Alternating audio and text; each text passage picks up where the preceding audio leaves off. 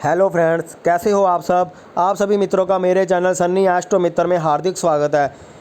Video शुरू करने से पहले कृपया मेरे चैनल को सब्सक्राइब ज़रूर करें ताकि नई वीडियो बनाने का प्रोत्साहन मिलता रहे।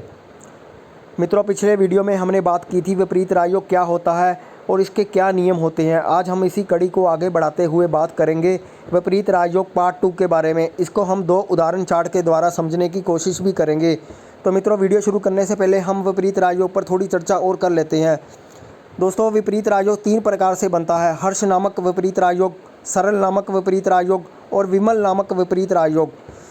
जब छठे घर के स्वामी के द्वारा विपरीत राजयोग बनता है तो उसे हर्ष नामक विपरीत राजयोग बोला जाता है। ऐसे लोग कंपटीशन में हमेशा जीत हासिल करते हैं। ऐसे लोगों के शत्रु नहीं होते। ऐसे लोगों को रोग आसानी से हानि नहीं पहुंचा सकते। ऐसे लोग लड़ाई झगड़ों में भी बहुत धन इकट्ठा कर लेते हैं। तो छठे घर के कारकत्वों पर विजय हासिल कर लेते हैं ऐसे इंसान। जो 8वें घर का विपरीत राजयोग बनता है, जब 8वें घर का स्वामी 6, 8, 12 में होता है तो सरल नामक विपरीत राजयोग बनता है। तो ऐसे लोगों के पास बहुत सारा धन गुप्त धन इकट्ठा हो जाता है। ऐसे लोग अचानक से ज़िंदगी में तरक्की कर लेते हैं। ऐसे लोग जब भी विपरीत परिस्थितियों में फंस जाते हैं, कोई ना कोई डिवाइन सोर्स उनको प्राप्त हो जाता है जिससे वो बाहर निकल आते हैं। तो जो 12वें घर का विपरीत राजयोग है उसे विमल नामक विपरीत राजयोग बोला जाता है। तो ऐसे लोग विदेश से बहुत लाभ हासिल कर लेते हैं। ऐसे लोग इंपोर्ट एक्सपोर्ट के बिजनेस से बहुत लाभ हासिल कर लेते हैं। ऐसे लोग अपने खर्चों पर कंट्रोल करते हुए चलते हैं। ऐसे लोग ऐसे लोग के जीवन में कोई अनजान इंसान जीवन में आता है और उसको बहुत बड़े मुकाम पर वो पहुंचा देता है। कोई ना कोई अजनबी व्यक्ति के द्वारा उसको फ़ायदा ज़रूर होता है। तो ऐसे ही ये तीनों विपरीत राजयोग का फल अलग अलग प्रकार से हमें मिलता है। तो दोस्तों, हम इसको अब उदाहरण चार्ट के द्वारा देखने की कोशिश करेंगे आखिर ये कुंडली पर कैसे अप्लाई होता है। तो चलते हैं हम पहली कुंडली पर। मित्रों, जैसा कि आप देख रहे हैं कि ये वृश्चिक लगन की कुंडली है। तो वृश्चिक लगन में 6, 8, 12 भावों के स्वामी ही विपरीत राजयोग बनाते हैं। तो यहाँ पर 6, 8, 12 भावों में से सिर्फ बुध ही एकमात्र ऐसा ग्रह है जो 6, 8, 12 भावों में बैठा हुआ है। वैसे भी यहाँ पर मंगल का विपरीत राजयोग नहीं बनता क्योंकि लग्नेश है। तो हम यहाँ पर बुध और शुक्र से ही उम्मीद कर सकते हैं कि वो विपरीत राजयोग बनाएगा। तो यहाँ पर बुध 12वें घर में बैठा हुआ है, 8वें घर का स्वामी। यहाँ पर सरल नामक विपरीत राजयोग बनेगा। परंतु ये बनेगा या नहीं, इसके लिए हमें सबसे पहले मंगल की पोजीशन चेक करनी पड़ेगी। क्या मंगल वाकई में बलशाली है? तो हम देख रहे हैं कि मंगल लगन में ही विराजमान है। मंगल अपनी ही राशि में है। मंगल रोचक नाम का योग भी बना रहा है। मंगल अपने 2 मित्र सूर्य और गुरु के साथ बैठा हुआ है, यानी महाप्रताप योग का निर्माण भी करता है यहाँ पे। तो मंगल अत्यंत बलशाली अवस्था में बैठा हुआ है, जिस कारण बुध को यहाँ पर विपरीत राजयोग बनाना ही पड़ेगा। और मंगल बुध से अपनी हिसाब से जो काम लेना चाहता है वो ले पाएगा आसानी से।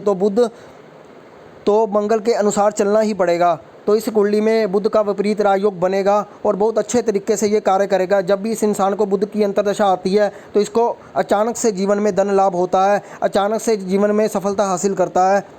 और जब भी कोई सिचुएशन में फंस जाता है तो अपनी बुद्धि के द्वारा उससे बाहर भी निकल जाता है। तो हम अब दूसरी कुंडली पर चलते हैं।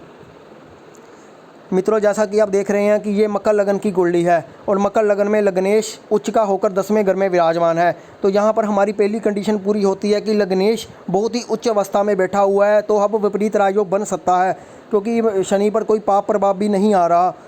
तो हम अब देखेंगे कि 6, 8, 12 भावों के स्वामी कौन है। यहाँ पर बुध, सूर्य और गुरु 6, 8वें और 12वें घर के स्वामी बनेंगे। तो इस कुंडली में 6, 8, 12 भावों में सिर्फ बुध ही एकमात्र ऐसा ग्रह है जो बैठा हुआ है, यानी सूर्य और गुरु इस दौड़ में शामिल ही नहीं हो पाए और बाहर हो गए। तो हम यहाँ पर देखेंगे कि बुध ही ऐसा मात्र ग्रह है जो विपरीत राजयोग बनाएगा। तो मित्रों, जैसा कि मैंने पहले भी कहा था कि जो ग्रह लगन का मित्र होता है वो विपरीत राजयोग नहीं बना पाता है। तो यहाँ पर बुध है जो शनि का मित्र है। तो यहाँ पर बुध भी विपरीत राजयोग की श्रेणी में शामिल नहीं हो पाएगा, यानी इस कुंडली में कोई भी विपरीत राजयोग बनेगा ही नहीं। जी हाँ दोस्तों, यहाँ पर कोई विपरीत राजयोग नहीं बनेगा क्योंकि बुध और शुक्र दोनों ही शनि के मित्र हैं और ये दोनों विपरीत राजयोग बना ही नहीं पाएंगे। वैसे भी इस कुंडली में बुध का ही विपरीत राजयोग बनेगा जैसे कि सभी लोग बनाते आए हैं, परंतु यहाँ पर असल परिभाषा यही है कि यहाँ पर सिर्फ सूर्य और गुरु ही विपरीत राजयोग बनाएंगे। तो मित्रों, जैसा कि आप देख रहे हैं कि लग्नेश, यहाँ पर इसको आप ऐसे भी समझ सकते हैं कि जैसे लग्नेश आप स्वयं है तो वो बहुत ही अच्छी पोजीशन में बैठा है, बहुत ही आलीशान मकान में बैठा हुआ है, उसको सारी सुख सुविधाएं प्राप्त हैं। परंतु उसके जो 2 बच्चे हैं यानी पंचमेश शुक्र और नवमेश बुध वो 8वें घर में बैठे हुए हैं, यानी दर दर भटक रहे हैं वो।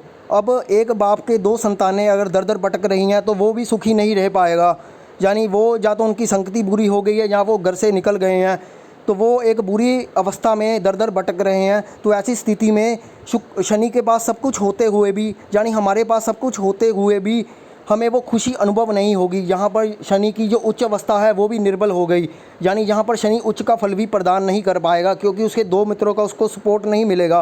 तो यहाँ पर बुध और शुक्र की दयनीय हालत से शनि भी घबराया हुआ है, जिस कारण यहाँ पर विपरीत राजयोग नहीं बनेगा।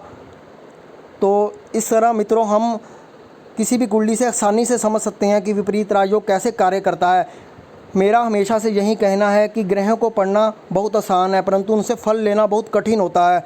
तो आप देखिए कि परिभाषा के अनुसार हमें कितना सरल लगता है, परंतु जब फल लेने की बारी आती है तो हमें आसानी से प्राप्त नहीं होता है। तो यहाँ पर हम सिर्फ बुध को देखकर ये नहीं बोल सकते कि छठे घर का स्वामी 8वें घर में है तो ये विपरीत राजयोग बन जाएगा।